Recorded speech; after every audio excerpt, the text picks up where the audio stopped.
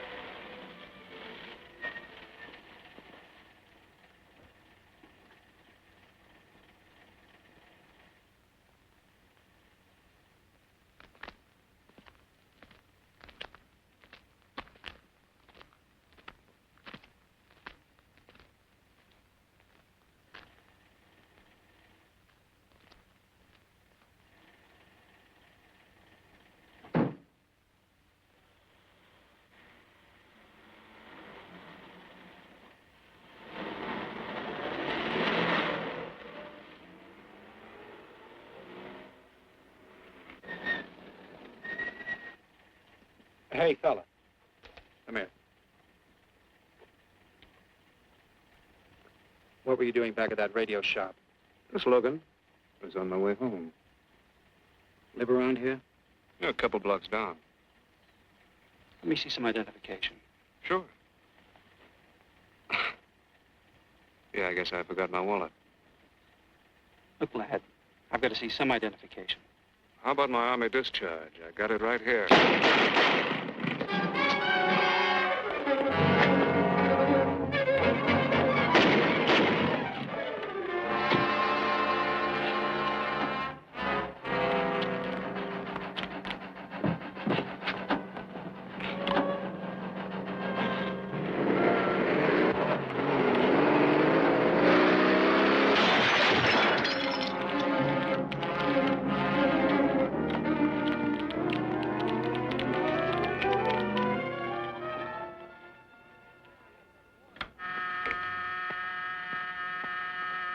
Police Department, Operator 27. I want to report the shooting of a policeman. Hold on, please. Give me that again, please. I'm calling to report the shooting of a policeman. What's the address? 5057 State Street, just west of Santa Monica. Just a minute. Receiving hospital. Operator 2. Operator 27, 5057 State Street, 5057 State Street. An officer has been shot. Send an ambulance. All units in the vicinity of State Street, Santa Monica Boulevard. Proceed at once to 5057 State Street, 5057 State Street. An officer shot. Code 3.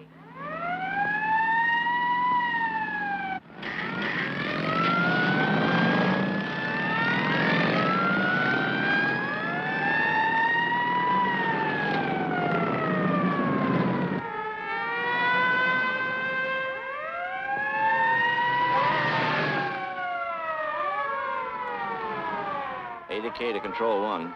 Control 1 to 80K. Go ahead. This is Breen. Instruct homicide to throw out a dragnet and pick up all suspicious characters in the area of the shooting. Also notify Sergeants Marty Brennan and Chuck Jones to report to me at the scene of the crime. Control 1 to 80K. Roger.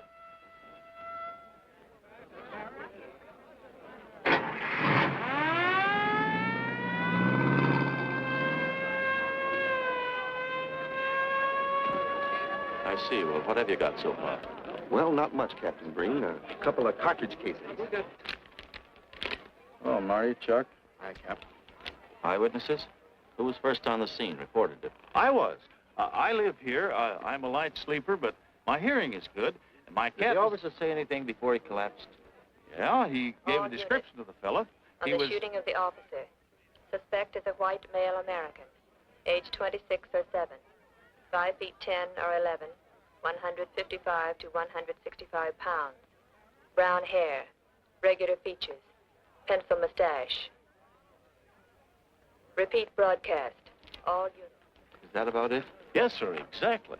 And the officer kept saying, he looked like such a nice kid. He looked like such a nice kid. As if he couldn't believe what had happened to him. I see. Is that all? Yeah. Thank you very much. Yeah, well, anything else I can do, I'd be glad to help you. We may call you. Get his name and address, will you, Bob?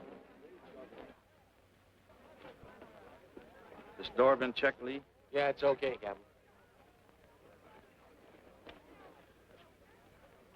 Find anything? Nothing but some smudges so far. Found this in the glove compartment. I think it's nitroglycerin. Doesn't look quite right. Well, check it down at the lab. Right.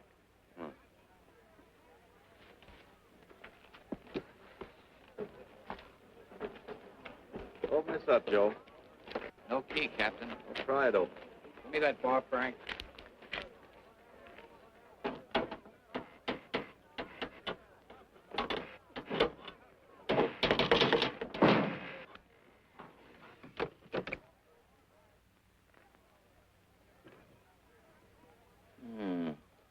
Regular arsenal. Yeah, get a load of that. What is it? I don't know. It looks like some kind of an electrical device. United States Navy. It's either stolen or war surplus. Send all this stuff down to the lab and check the serial number on that Navy equipment. Yes, sir. Captain Breen. We found these in the weeds over by the radio store. What do you got? A pair of cloth gloves, Captain. Well, he thought of everything, didn't he? All right, give him to one of the technicians. Yes, sir. Marty, you and Chuck come along with me. Let's go downtown and see what they picked up in the dragnet. Right.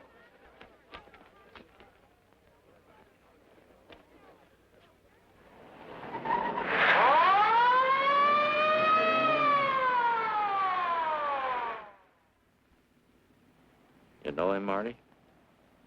Yeah. I know his wife, too. Ever since high school. Captain, I wish you'd let Chuck and me handle this case. All right. I don't want any dead heroes. I just want the man who shot Rollins. The suspects began to arrive at headquarters in droves. The police tossed every motel and hotel and many private homes in a 4-square-mile area around the scene of the shooting. Every available radio car and patrolman and detective was out on the dragnet. The strings were being drawn tighter and tighter. Many a man returning from a date or a late party or a poker game surprisingly found himself in a squad car, its siren screaming as it brought him to the detective bureau. The dragnet gathered in some strange fish, and many ordinary ones. All the rest of that night, the detectives probed, needled, questioned, quizzed. Everything was checked. Fingerprints, names, addresses, stories. Every fish in the net was examined. Most of them thrown back into the sea, not worth keeping. Except a few parole violators and slightly shady characters whose stories needed a lot of verifying. I wasn't prowling no cards. Just taking a walk, you know, getting in condition. You were running when the radio car picked you up. Yeah? Maybe that's why the guys call me Punchy. He's got a point there. 2 felony convictions, no warrant, no warrant. He's on parole. Book him, violation of parole. Let's have the next one, Joe. What were you doing in that vacant lot? The vacant lot. Lot? What were you doing in it at that time of night? Niệm của mình cũng to lo ngồi ấy si hữu nội là ngồi ấy 30 cái nền bị luật với lại của ngồi sinh thành nghĩa ngồi thành ca thì giờ ngồi tù lừa đảo ra sang gì. You say your name is Ralph Henderson. So what? Well, you know, it's a funny thing, Ralph. There's a guy around this town that's been wearing your fingerprints. Only his name is Pete Hannon. Okay. So I'm dead. So what's one more confession in my life? Now you're talking, Hammond. Okay, Andy. Hello, Harry. What have we got here? Oh, some robbery suspects. Candidates for San Quentin. Handsome here is the big shot. He runs the outfit. Have a gander at his record. Car theft, escape from reform school, robbery, assault with a deadly weapon. Not bad. Look at the heater we found on him. German Luger, fully loaded. Redhead here tried to carve up one of the arresting officers with this pretty toy. Nice boys. By dawn, many minor wrongdoings had been uncovered, and a few incipient felonies. The checking of the suspects had been thorough, painstaking, and tedious. But all the work was for nothing. The man who had shot Officer Rollins was not among them. He remained no more than a description, a shadow of a man, mysterious, elusive, deadly, hidden away somewhere in the vast city. As for Rollins himself, he couldn't help. He was in a coma at receiving hospital. Mrs. Rollins waited out the long, tense hours while her husband fought to live. Many another officer's wife had so waited. Many another will.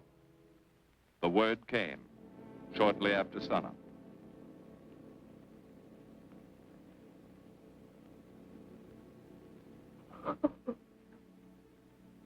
Oh.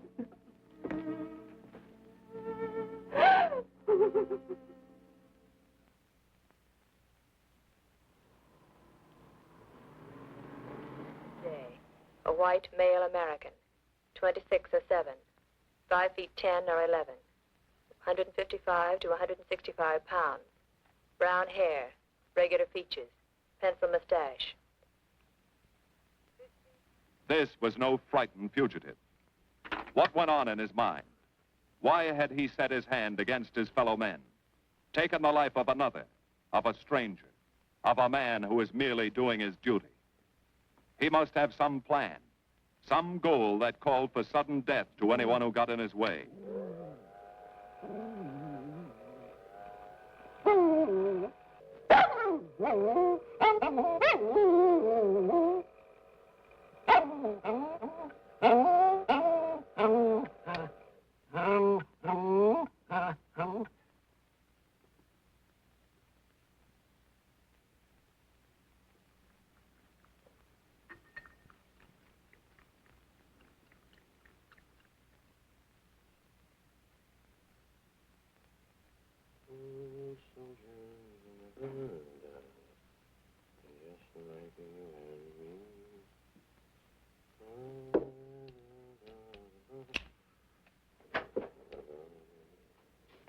Good morning, boys. Morning, Lee. Hi, Professor. Well, I thought this was safe cracker soup. You gonna drink it, I hope? I'm really a nice guy. Stick around. I'll prove it. Come over here.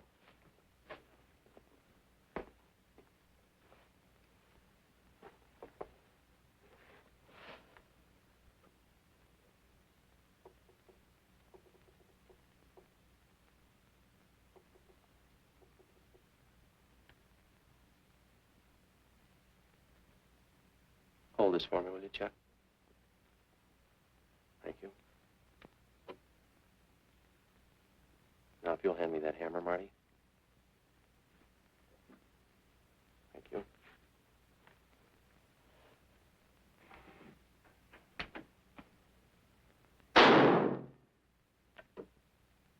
Yeah. Nitroglycerin. I didn't ask for a collection of fingers, just fingerprints. All those nice fingerprints on the car belong to the man it was stolen from, Cap. Nothing on the guns or picklocks? Not even an interesting smudge.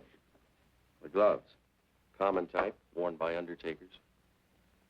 I'll check on them. They won't show anything. What did your scientific test show? A couple of little things. Tool identification on these picklocks. I got one under the scope. You want to take a look? Yeah.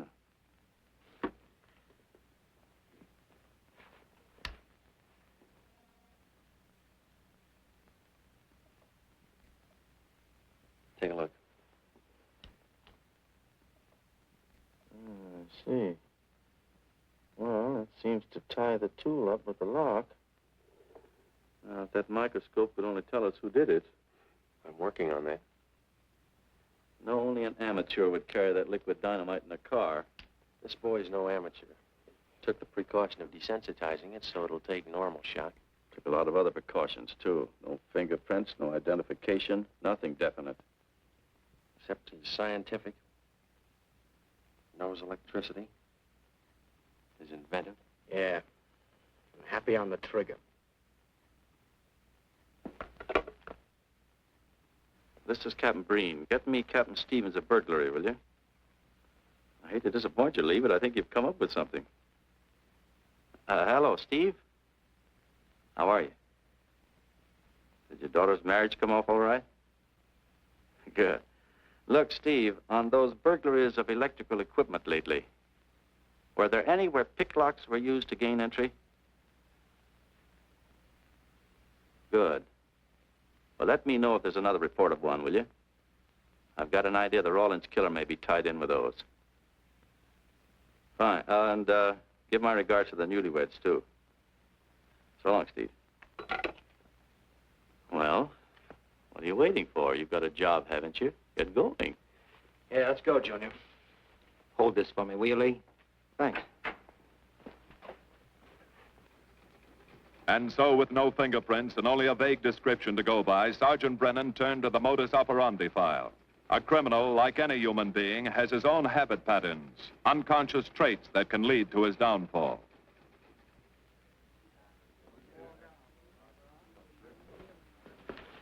Well, there you are, Junior. List of burglars who use picklocks for entry. Oh, great. This narrows it down to just a couple of hundred suspects in this area. Give me a match, will you?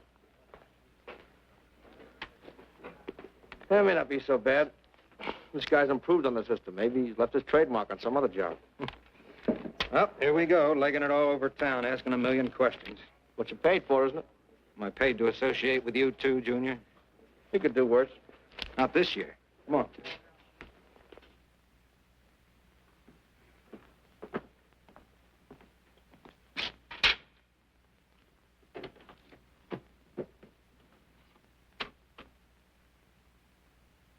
Car 12, car 12, in the 10,000 block on Mississippi.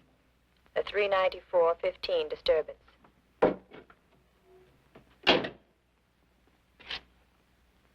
Car 80K, code 1.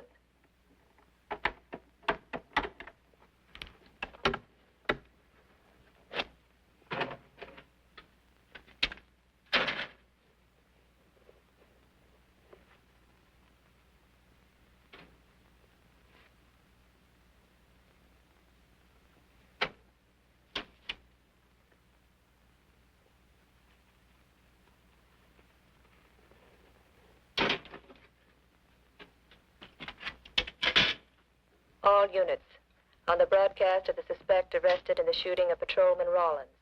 Cancel the cancellation. Suspect released from custody.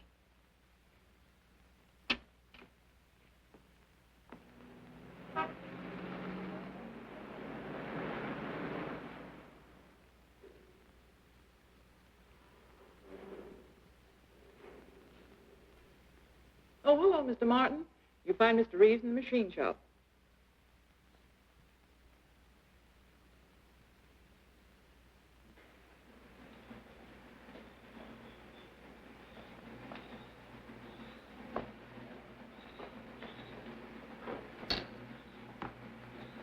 Hello, Roy. Glad to see you. How are you, Mr. Reeves? Hi. I was hoping you'd drop in. I wanted to thank you for showing us how to handle that repair job. Helped a lot.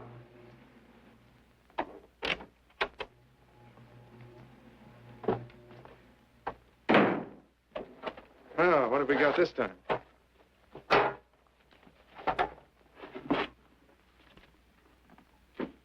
Silograph.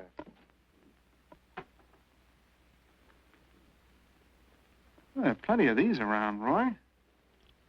Not like this one. Yes, I see. I suppose, as usual, you've added your own improvements.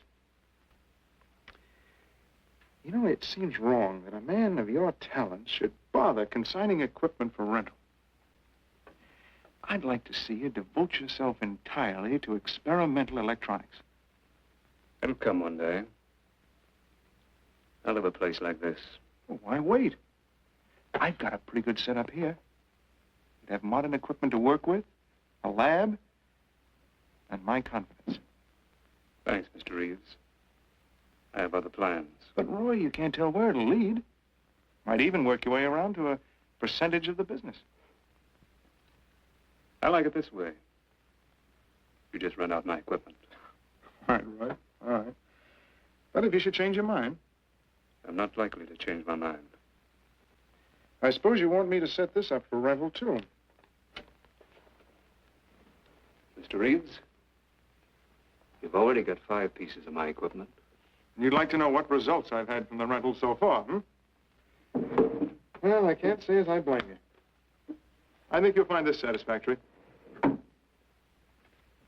Satisfactory. Goodbye, Mr. Reeves. And you'll come back again soon, won't you? Sure. Oh, incidentally, how's that television projector coming along? The one you said would reflect a 12-foot image. Still working on it. I just wanted you to know I've already set up a rental on it. In fact, I think they'd like to buy. It'll come pretty high. Oh, money's no consideration with this customer.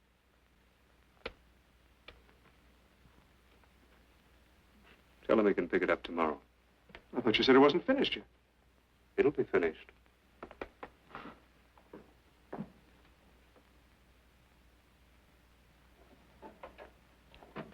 It uses an image fixer and then projects by ordinary incandescence. Roy, this is the best television projector I've ever seen. Let's hope that your customer thinks so. He will. Yes? Send him right in, Charlotte. There, you see, our customer is here, begging for the privilege of buying. Better be running along. I'm not much good at business. Oh, but Roy, he'll want to congratulate you. Just see that the price is right. All right, Roy. I'll get you a good deal. So long. See you.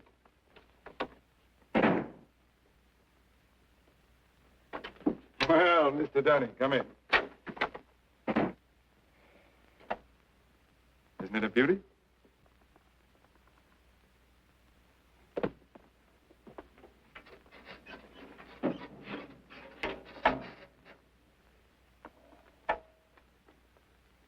It's a beauty, all right.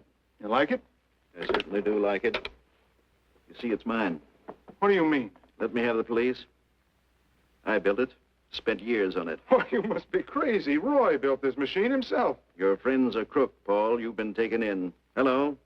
Give me the burglary detail.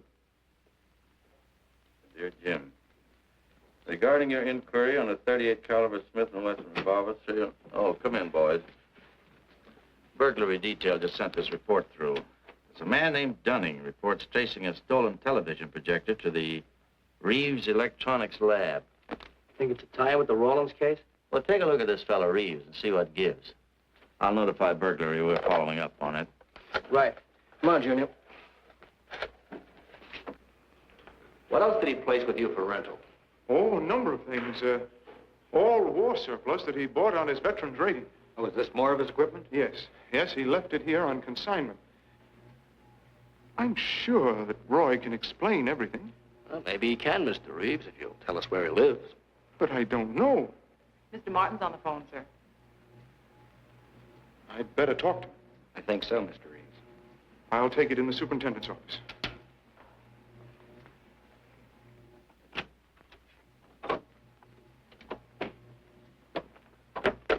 Tell him that you sold the set, and his money's waiting for him here. Find out what time he's coming by.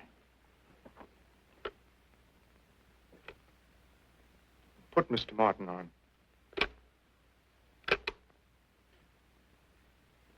Hello, Roy? Yes, I've sold it. Your money is waiting here for you. Yes, I'll be working late tonight. What time will you be by? First thing in the morning. Well, maybe you better come in tonight, Roy. A couple of things I want cleared up. Like what? Oh, technical things. Besides, I don't like to leave the money in the plant overnight. How about 8:30? Fine. I'll see you then. I'll leave the front door unlocked.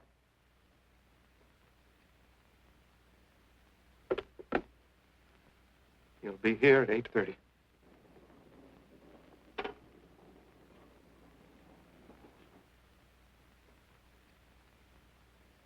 Well, I'll just run along home and get some dinner. We'd like you to stay too, Mr. Reeves. Why? For company. You want to cooperate, don't you, Mr. Reeves? Certainly. Good. Now, you just wait in your office. We'll be around. Very well. This way, gentlemen.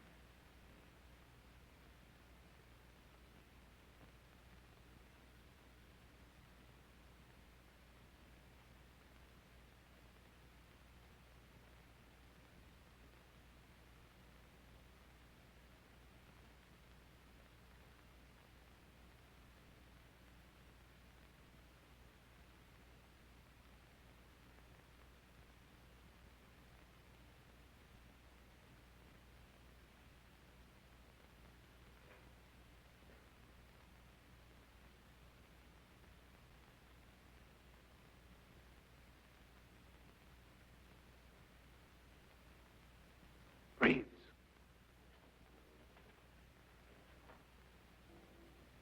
that you, Roy?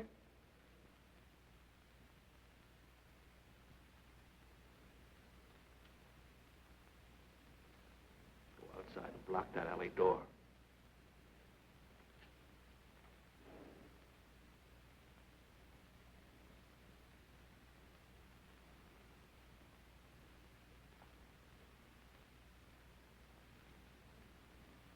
Where are you, Roy?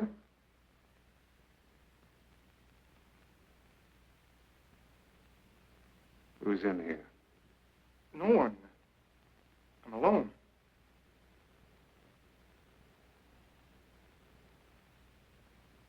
Come on in. I've got your money for you. Bring it out here. All right. Just a minute.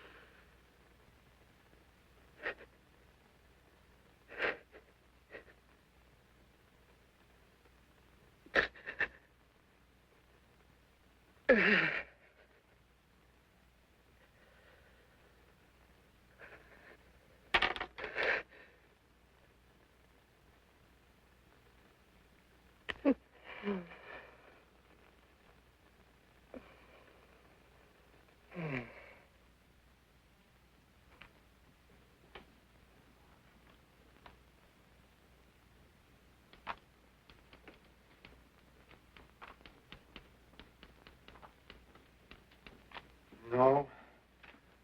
None of them even looks like Roy Martin. He had such a fine face. Didn't keep him from carrying a gun. Or didn't you know that? No, I didn't. I told you all I know, all he ever told me. What about his friends? Didn't he have a girl? No, I don't think so. He had no interest in anything but electronics. Where'd he pick up the subject? Books, magazines. Mostly from the Signal Corps. He was attached to a radar unit. Get a teletype off to the War Department. That might help. Yes? Ready on your call to receiving hospital, Captain Breen. Hello, this is Captain Breen. What is the latest report on Sergeant Jones?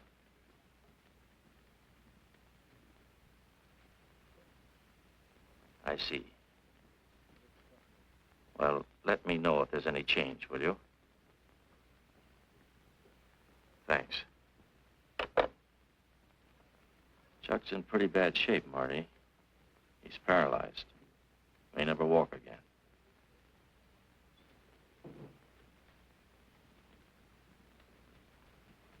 Oh, I'm sorry. It's funny that Martin showed up at 7 when he told you he wouldn't be there till 8:30. I don't know why. Except he was always unpredictable. I'll tell you why. Because you warned him. That's why he came early. That's why he came in the back way. But you heard me tell him the front door would be open. And the key didn't let him in the back way? He must have had one made. Why don't you tell us the truth? Marty.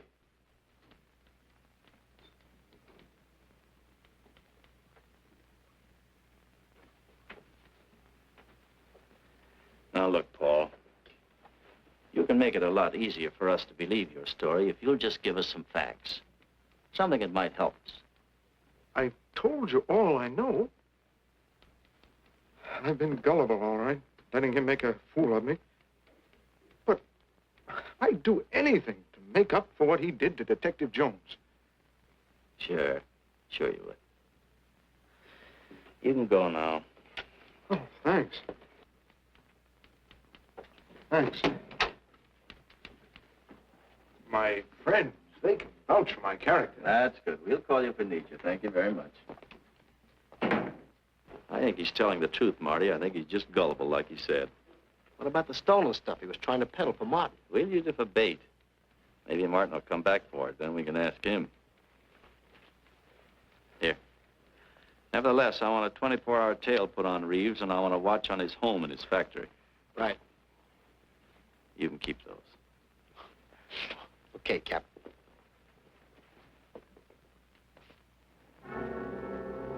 And now the killer changed his tactics, his modus operandi. It would baffle the police. They always expected burglars to remain burglars, not go in for stick-ups. They'd never tie this up with him. So wearing a variety of disguises, coming and going like a shadow, ready to kill if cornered, he struck the bottle stores in a one-man blitz that had the robbery detail dizzy.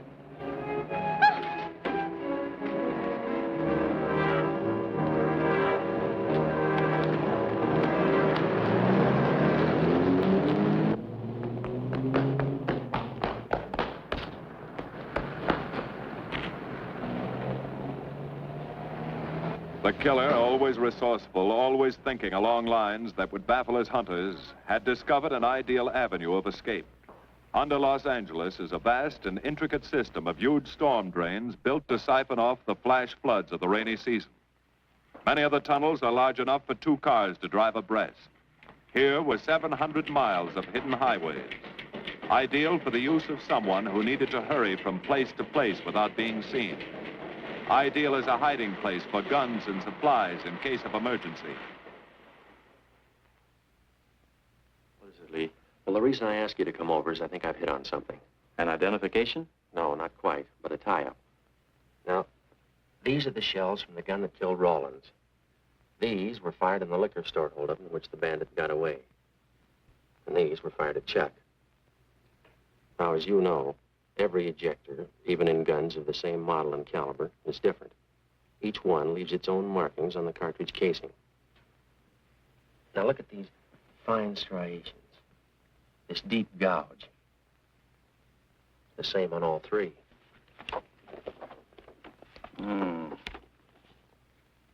In other words, the man who killed Rawlins and the man who shot at Jones and Brennan, the stick-up who's blitzing the liquor stores are all the same man. Right. All we need to know is what that man looks like. Get me Chandler in robbery, will you? I've got an idea about that. Also, it'll give us a chance to see if Reeves is on the level with us. Steve, Breen, about those blitz holdups you're on. Round up all the victims and have them down here tonight, will you? Oh, it's just a little scheme. Thanks, Steve. That's good. Now sketch another one of the same type, only this time thin it out a little, huh? All right. Hi, Lee. How's it coming? Be ready for tonight? We'll be ready. Think it'll work? It should. Where'd you get the idea? From a kidnapping case in Chicago. But I thought these slides might be an improvement over the method they used. Could be. Captain thinks so. Good evening, ladies and gentlemen. May I have your attention for a moment, please? You've all been asked to sit in on a little experiment tonight. We're going to try to build a picture of a face. A face of a man who's cunning, resourceful, and deadly. He's a man who killed a police officer. Now, some of you he held up at the point of a gun. You may have seen his face, remembered something about it. And we want you to tell us exactly what you remembered. Whether it's his hair, eyes, nose, or mouth. And we're going to try to put those pieces together so that they add up into a picture of the face of the man we want. Now, you can see how we're depending on you. Lights? Now, first, we're going to concentrate on the type of hair our man had. And if the picture looks anything like his hair, I want you to speak right up. All right, the first slide, Lee.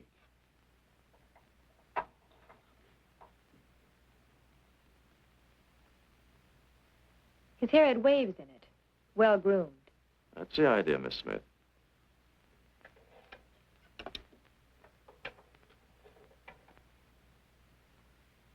Is that any closer? No, it was parted on the side.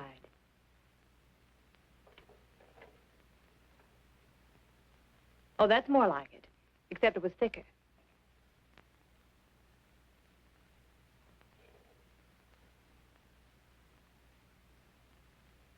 Oh, that's very close. Yes, that's the way his forehead looked. It was broad and high. All right, hold that slide. On the next series of slides, we'll take into account his eyes.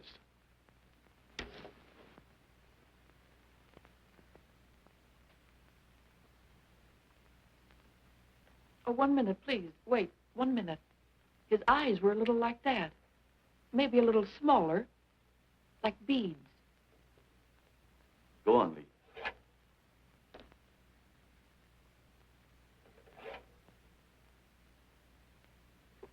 Now you've got it. Now, hold that slide, Lee. Anyone else? That looks like him, only a little madder. He had a patch over one eye when he come into my my place of business. I remember noticing that the one showing was blue. Well, the guy that stuck me up had on horn-rimmed glasses. He was wearing a Band-Aid across his nose when he knocked me over. Uh-huh. All right, hold that, Lee. Well, so much for the eyes. Go ahead.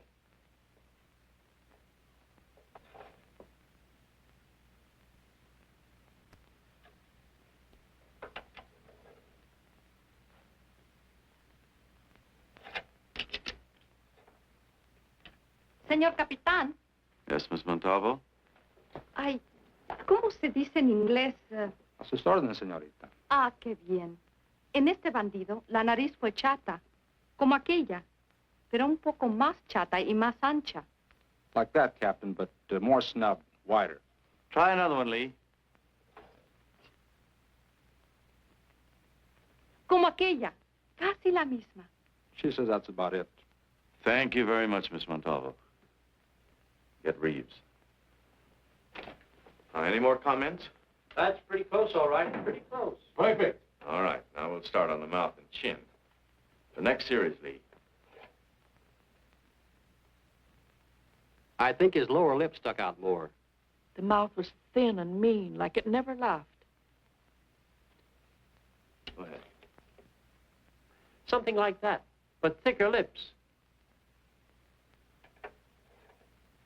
There. That's it. That's him. All right, now hold that right there, Lee. Oh, come in, Mr. Reeves. Good evening, Captain. Did you ever see that face before? Why, it's Roy. Except for the hair being a little lighter and the eyebrows heavier, it's Roy. You're sure? I'm positive I'd know him anywhere. Lee, I want a retouched photograph. Now lighten the hair and give more body to the eyebrows. Right. Lights. That's all. Thank you very much. You've been a great help. It's positively amazing how you found out what he looks like. Well, we're looking for an amazing criminal, Mrs. Johnson. Thank you and good night. Good night, Captain. And so the face of the unknown killer, built up from fragments of evidence, was sent out all over the country. To chiefs of police, to sheriffs, to county constables and county jailers, to the wardens of prisons, to all postmasters and postal inspectors, to the agents of the Treasury Department, to the FBI. They showed that picture to the inmates of jails and prisons, to men with a wide acquaintance among the cat burglars and the violence boys. Informers and conmen and sharpshooters were quizzed, those on the fringe of crime and those deep in the rackets. Many wanted to help. Nobody could. No one in the underworld recognized that mysterious face. He was as unknown as if he had lived in the 16th century.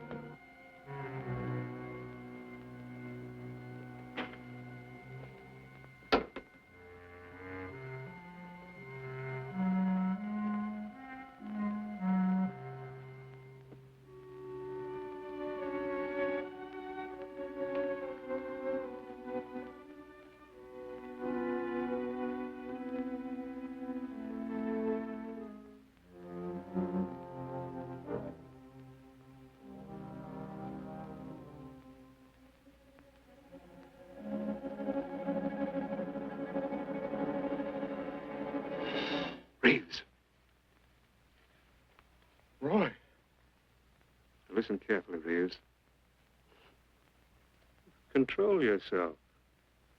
I know you're alone in the house. Act like you're alone. Cops are watching every move you make. The police here? They got you staked out like a muskrat hide, watching you around the clock. Here at your plant, tailing your car.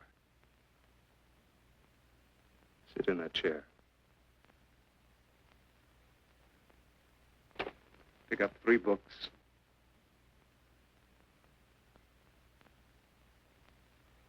Don't look up and don't answer me. All right. But glance at the books.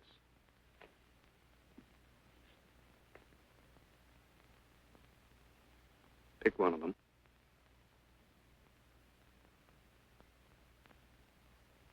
Okay. Now, that's the book you want to read before you go to bed. Now, get up and turn off the lamp.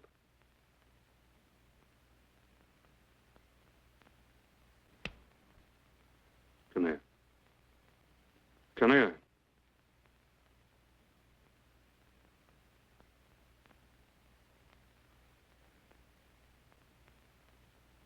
Go in the den.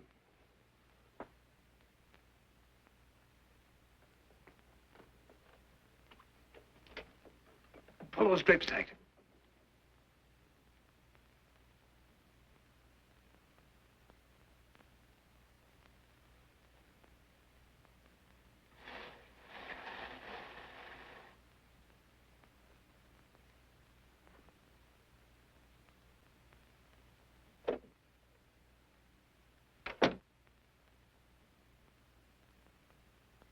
Get away from him.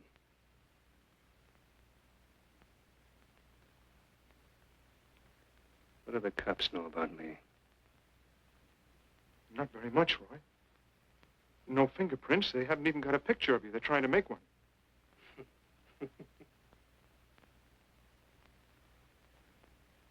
How much cash you got in the house? None. I never keep any cash in the house. It isn't good business.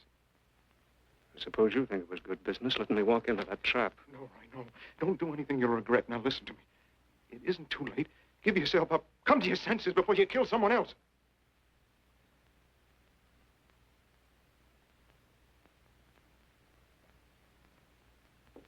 What do you mean, someone else? What do you mean? Nothing. The two officers, they said one of them might die. He's still alive, isn't he? Reeves? I never thought you'd stooge for the police. You almost got me killed. Roy, you know the police are right outside. You'd never get away with it.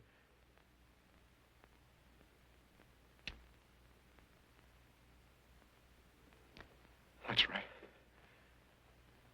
Now you're being sensible.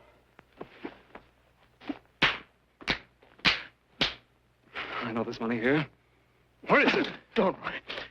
I'll get it.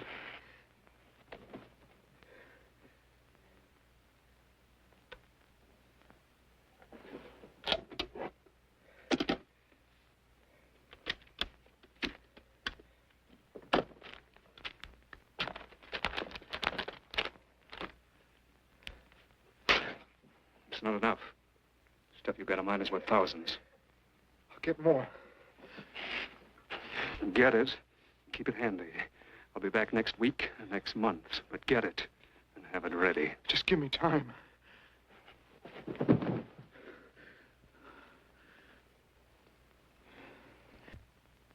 Oh! Look, I don't want policemen outside my house following me around. That's what made Roy suspicious. I'm leaving in the morning. I'm afraid I'll have to disappoint you, Paul. Unfortunately, you're our bait. I won't do it. I've done enough. Look, no one's done enough until we find this killer. I asked you to keep a sharp lookout on this house, Marty. I did. Two of the best undercover men in the department were assigned here. That didn't keep Martin from getting in. What's the matter? You tired?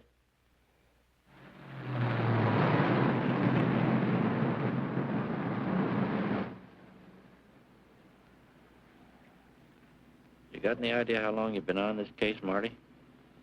Months. Long enough to have come up with something by this time. You know any more about the Rawlins killer than you knew the first week? Yeah. And he's about the toughest nut I've ever had to crack. That's what I told the chief when he called me in this afternoon and wanted to know why the case hadn't been broken. Look, Captain. Rawlins was a friend of mine. So's Chuck. I've got a bigger stake in this than the chief knows. I'm doing everything I can. Oh, I'm afraid it's not enough, Marty. Maybe you're too close to it to see it clearly.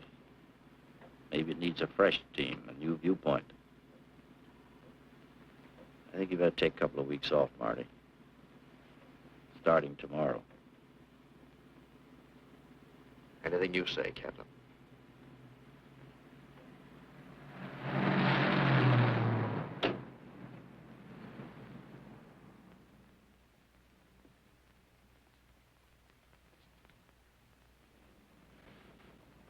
Hiya, Marty. Hi, Chuck. Meet Miss Scanlon, my new bodyguard. He's the one I've been telling you about. Oh, you mean the one with the steel trap brain? How do you do? Hello. Say, this guy been behaving? After a fashion. See, she takes me out in my go-kart, puts me to bed, wakes me up, dresses me. You're perfectly capable of dressing yourself now, Mr. Jones. I'll be back in a few minutes. Well, how's it been going, Junior? Oh, pretty good, Chuck, pretty good.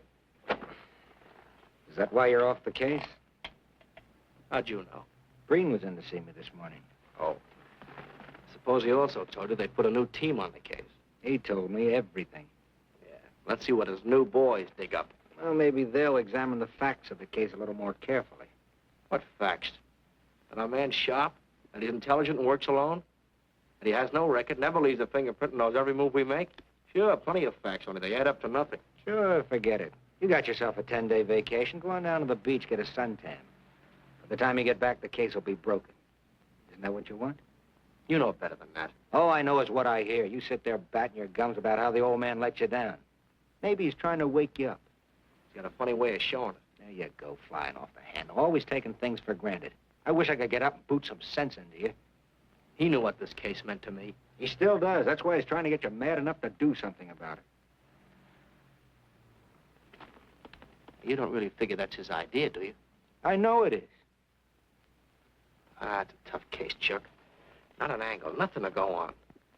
You'd know what I meant if you were out working with me. I have been working with you. That's all I've had to do lately, just sit around studying what little facts we have, trying to figure out who he might be. You know the kind of a guy we're up against, then.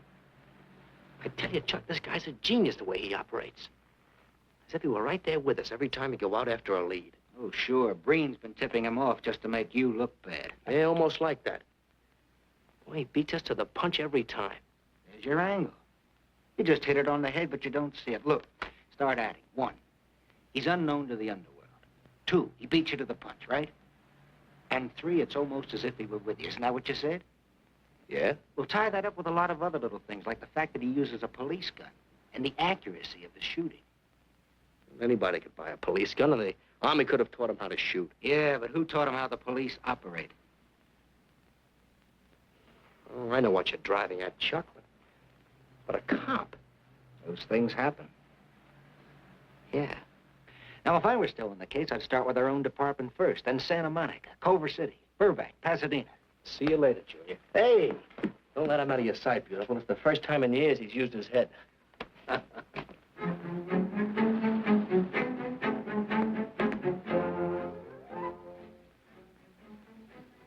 But you get a print of every mug we take. We always send L.A. a copy, Sergeant. It's personnel photos I want. You mean of our boys? That's Roland's killer, isn't it? That's right.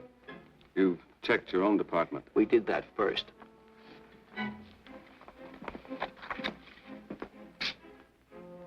And so the tedious quest went on.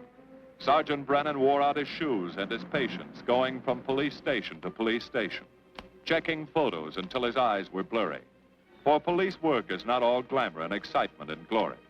There are days and days of routine, of tedious probing, of tireless searching, fruitless days, days when nothing goes right, when it seems as if no one could ever think his way through the maze of baffling trails a criminal leaves.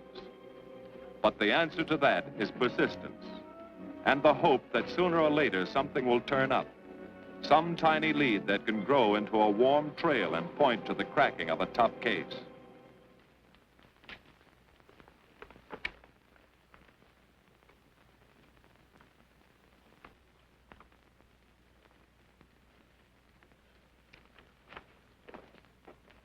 Well, that does it, boys. Can't say I'm sorry you didn't find him in here. I'd hate to think it was a cop. Doesn't seem to be anybody.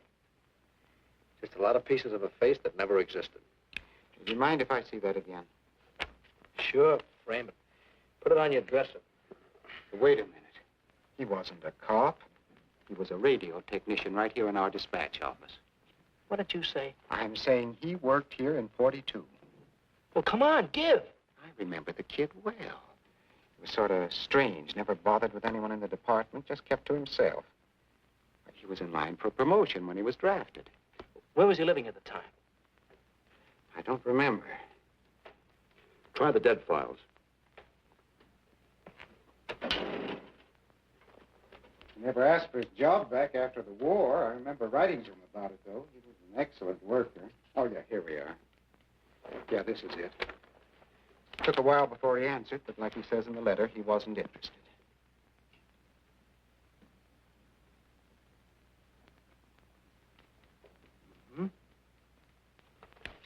Postmarked Hollywood. No return address. What do you want us to do? All the work? Oh, thanks a lot, Freddie. Remember, he was a civilian employee.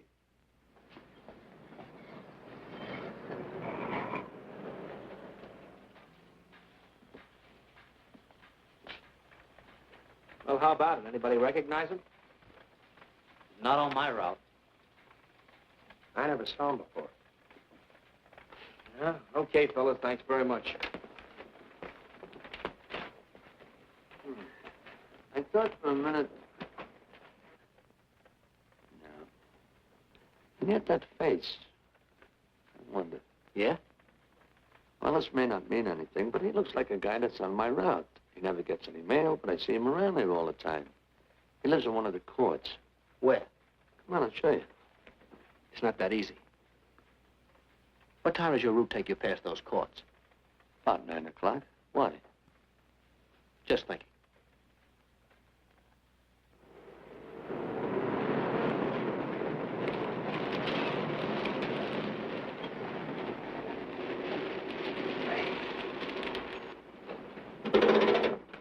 You got any chocolate milk? Sure have, buddy. Yeah. Thanks. Which apartment? Straight on back. Second in the yell. Number 7. Right. Kind of warm today, huh? Oh, it's not too bad for this time of the year.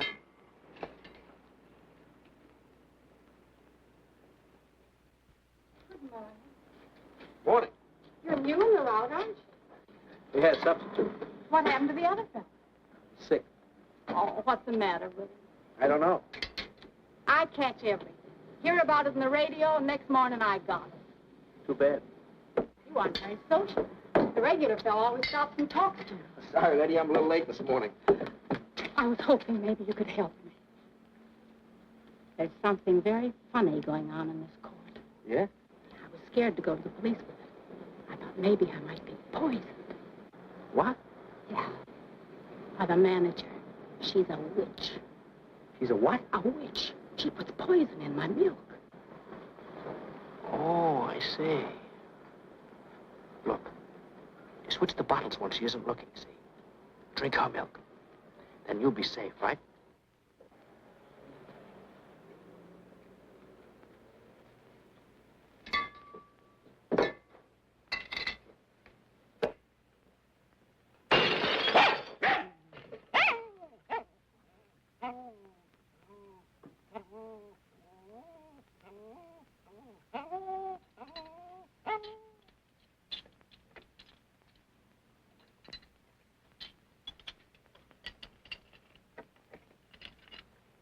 Why, I had a little accident. Got a mop, I'll clean it up. Leave it be. I'll clean it up myself. Okay, mister.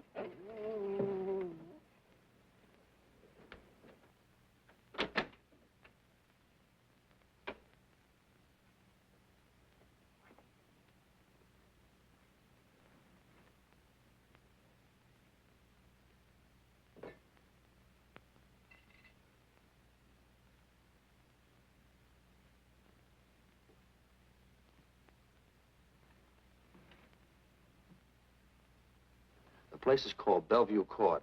I drew this from memory, but it's pretty close. That's where he's hiding out, right there. You sure he's our man, Marty? Captain, I couldn't go wrong on that face. He's our man.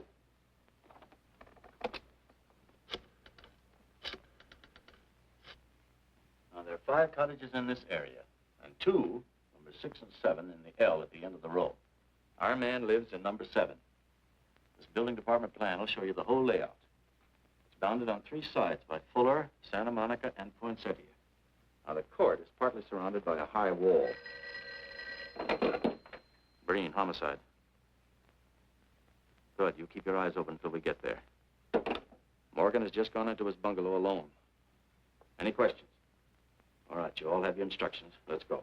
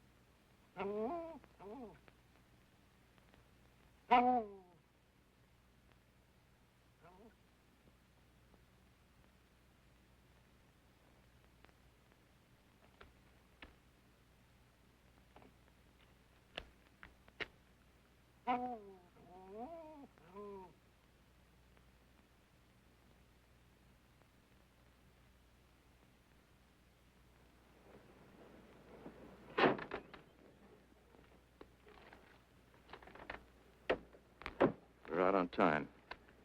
Wait 5 minutes. Go around and block the side entrance. Keep your lights off.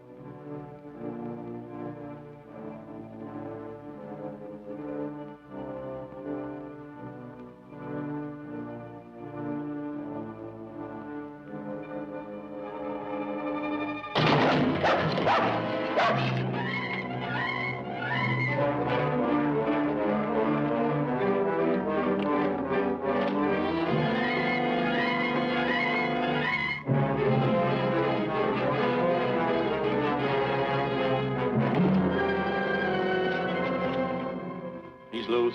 I want a radio car in a hurry.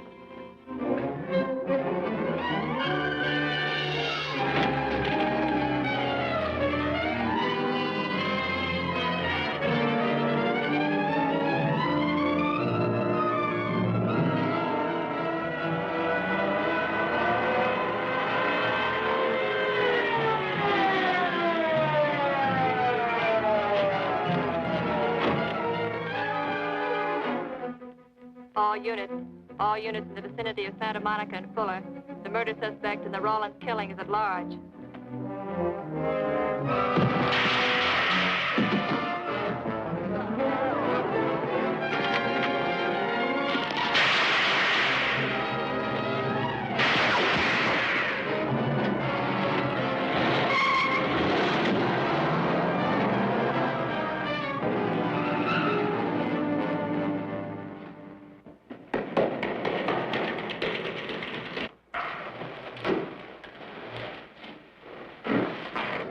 I want a map covering the storm drain system in this area.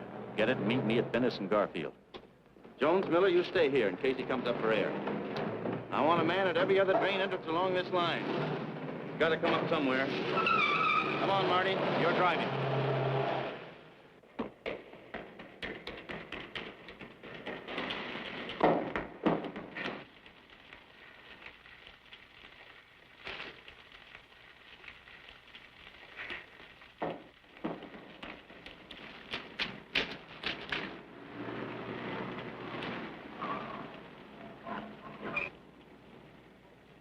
Keep this drain covered.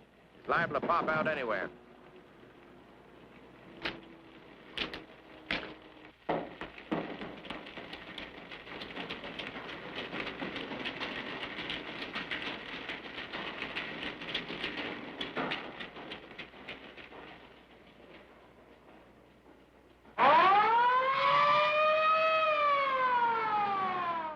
Why Venice and Garfield, Captain? It's the main intersection of the system. We can head him off that way. ADK to Control 1. Clear frequency 7. This is an emergency. Control 1 to all cars on frequency 7. Stand by. Control 1 to ADK. Go ahead. Notify homicide. Send the following to Venice and Garfield. 4 squads, battle lanterns, gas mask, tear gas. Urgent. This is a code 3. Control 1 to ADK. Roger.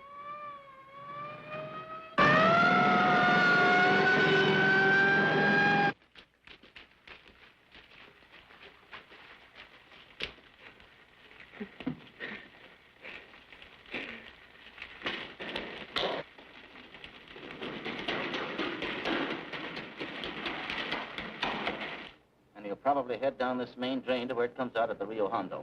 Now, you take your squad and cover that exit. Right. Keep all spare radio cars cruising back and forth along this main street. Watch the curb inlets.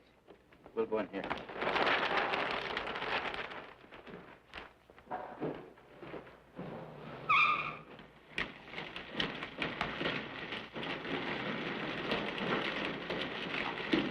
Any sign of him? No. And we've searched every foot between here and the Rio Hondo outlet. And he must be up ahead. Let's go.